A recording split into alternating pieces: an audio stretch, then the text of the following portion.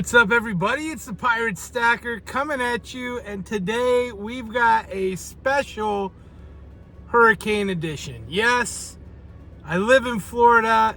We have a hurricane developing down in the Gulf of Mexico. They're projecting it to hit Florida by Thursday night, but it could jump up to as early as Wednesday night, Thursday morning, if it shifts and hits Florida lower in the handle or down in the leg.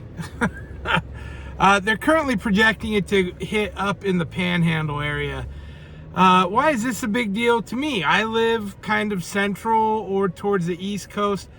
Well, these hurricanes, they develop huge in the Gulf because the water is so warm. Once that starts reaching towards land, it's like 80-degree ocean temperatures. Some parts it's 90+ degree ocean temperatures. That's hot. And that is like fire on a hurricane. So gasoline on a fire, I guess, is a better term. So they get super fueled. They're projecting this to come in as a category 3, 4, or 5 even. Potentially. Why does that matter? Well, it's 2 days before hurricanes come in. I'm probably 150 miles from the west coast where it would hit, but hurricanes like this, they can get to be 500 miles across. So you're talking about 250 miles from the eye, and we're getting whipped.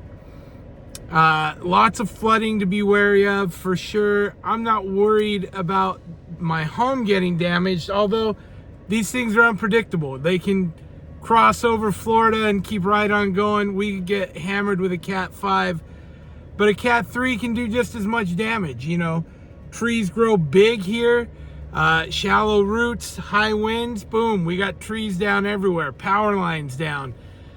You know, we had a hurricane, didn't hardly affect us. We were out of power for 2 weeks, and that was just a few years ago. So these are the things I prep for. So here's the basics. 2 days before, I'm topping off my gas tank. That's first. By tomorrow, everybody will be here. There will be lines, and more than likely, gas stations will start running out of gas. Which makes it incredibly harder to get gas. So you want to be able to be mobile, make sure you have gas. Now, I have my gas cans full.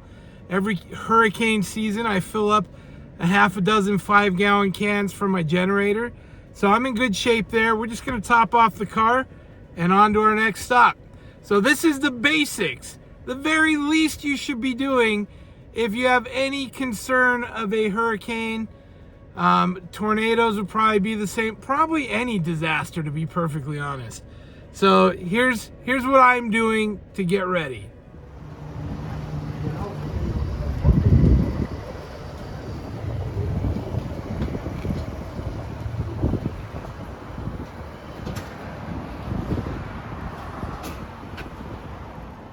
All right, now I'm at my local neighborhood market. And I'm here for the basics. Water, bread, chips. Those are basics. Things that you don't have to be refrigerated. And everyone else is here for that too. You want to get in there at least 2 days before any event, because day before, the bread aisles will be bare. The water aisles will be bare. It's just how these things go. So we're going to go get what we need. I shop pretty regular, so I'm really just here for water, but let's go get some. All right, I wasn't lying. Drinking water, a little Gatorade, gravy. You don't gotta have gravy, I gotta have gravy. Chips, tortillas, just some basics. And we're good on that, but you should definitely have this bare minimum. Now keep in mind, when I say bare minimum, that's literally enough drinking water for me, my wife, and my daughter for like 3 days. You're talking about, if we don't have power and air conditioning, we're 100 degrees in our house. Now, I have things that can help that, but it is hot here in Florida. So if you go powerless in the summer like it is right now, when it's 100 degrees outside and humid, gnarly. So keep in mind, a lot of things people don't think about. You have 50 gallons of water in your water heater. You can access that from a spigot at the bottom if you're desperate. The tanks in your toilets, the tank, the upper part that comes down, that is clean water. You can drink that. I also have the 50-gallon tub bladders that you can fill up in your tub. If you don't have the bladder, just stop your tub and fill it with water. You can at the very least use that to flush toilets or whatever. Drink it in a pinch if you had to, right? So those are some other options most people don't think about. I happen to have a well on my property, as well as city water, as well as a lake right nearby. So I have options. But besides that, I keep about 50 gallons of fresh drinking water in the house beyond all those others, as well as, you know, water bottles and such as that. So fluids are important. Make sure you've got plenty. And again, it's nice to have basic stuff, because even if you lose power, it's so hot trying to cook. Barbecues are great because you can cook outside.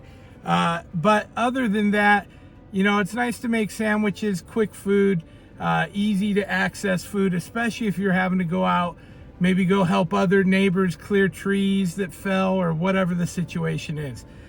Again, these are just basics that I've found to be important when a hurricane is coming your way. On to the next. All right, so we've got gas, we've got food and water.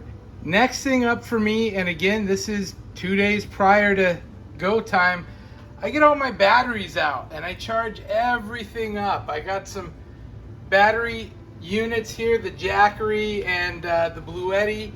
Those work fantastic. They are small portable units. They can be solar charged by that panel there that opens up. But they're basically a cool battery that I can actually plug in a cooktop and cook on this to boil water or anything like that. But the greatest thing is you can recharge your devices with them without having to go to the big generator. So if it's a brief loss of power, you know, we'll run the little Ryobi fans and they can run these battery packs here. We have, most of my stuff is Ryobi stuff, so my drills run on it. I've got a chainsaw that runs on it. I've got a chainsaw that runs on this bigger one. So we've got different sizes for different portions of work, which is really great. Also, this can run a DVD player and a TV for about 8 hours, which is very cool.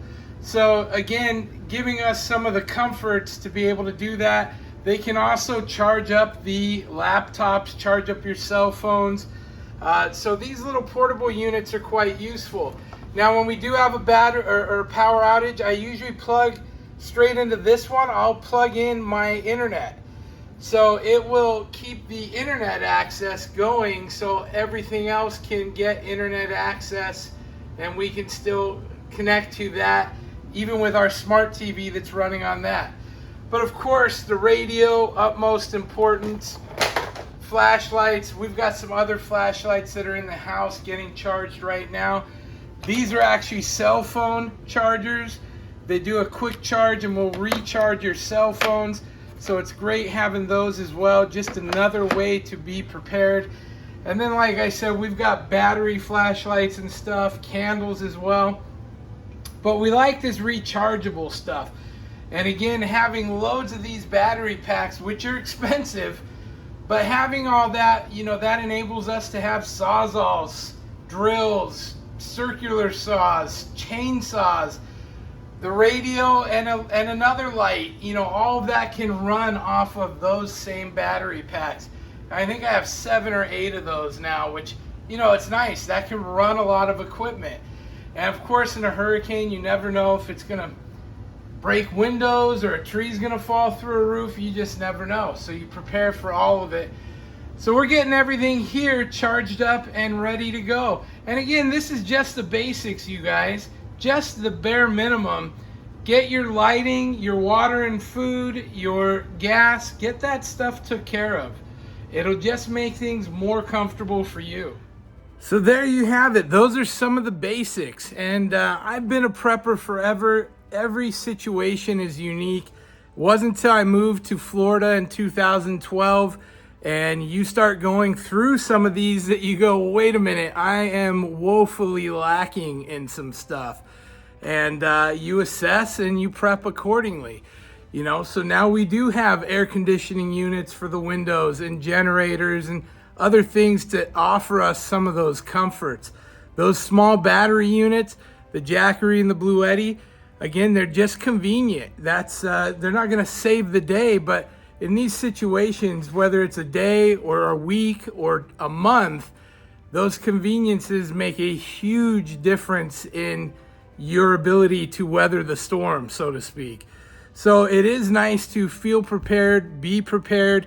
We've got lots of lighting situations and such as that. You know, candles are great, but they get hot, you know, so there is a lot of reasons to get, you know, LED light strands that can run from different power sources. The hot plate's great. I've got propane cooktops and a gas barbecue, but having that hot plate that I can fire up in the house if it's dumping rain outside and cook, you know, just make some ramen or soups or my MREs or any of that stuff I can prepare easily. So that's a valuable resource. So stay safe. We'll keep everybody posted on the hurricane. I think it's like 1,000 feet across or 1,000 miles across. It's massive.